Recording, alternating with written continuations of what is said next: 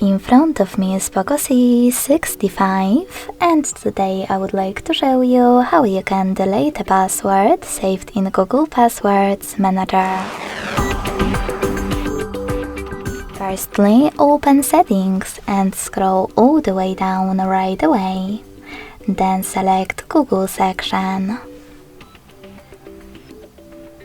Now click on All Services.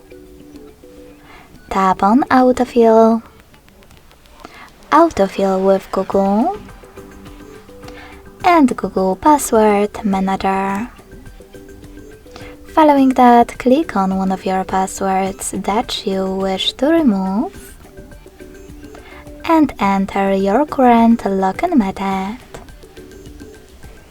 Finally, just click on Delete button next to the Edit one and confirm your choice in the pop-up. Thanks so much for watching. If you enjoyed this video, smash that like button, comment and subscribe. Bye!